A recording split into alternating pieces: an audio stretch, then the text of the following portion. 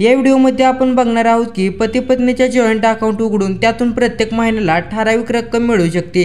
Post office monthly income scheme मध्ये गुंतवणूकदार गुंतवणूक करू शकतात। या योजनेमध्ये सिंगल किंवा जॉईंट अशा दोन्ही प्रकारे उघडता येतात। या योजनेच्या व्याजदरात 1 एप्रिल 2023 पासून केंद्र सरकारने वाढ केलेली आहे। त्याचप्रमाणे गुंतवणुकीची मर्यादा देखील वाढवण्यात आलेली आहे। ज्या दिवशी पैसे डिपॉझिट केले त्यानंतर 1 वर्षात तुम्ही तुमच्या बँक खात्यातून पैसे काढू शकता। जर 1 ते 3 वर्षाच्या काळात पैसे काढले तर त्यावर तुम्हाला 2% शुल्क आकारले जाते व त्यानंतर शुल्क वजा करून उरलेली रक्कम परत केली जाते।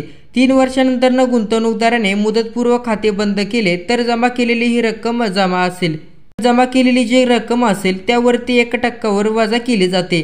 या योजनेमध्ये 2 किंवा 3 व्यक्ती या संयुक्त खाते ओपन करू शकतात।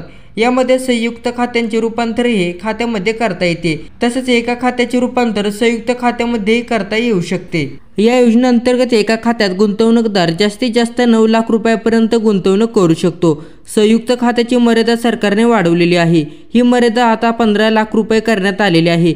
मॅच्युरिटी नंतर गुंतवणूकदार गुंतवणूक केलेली रक्कम काढू शकतो किंवा या योजनेचा कालावधी 5 वर्ष पर्यंत वाढवू शकतो।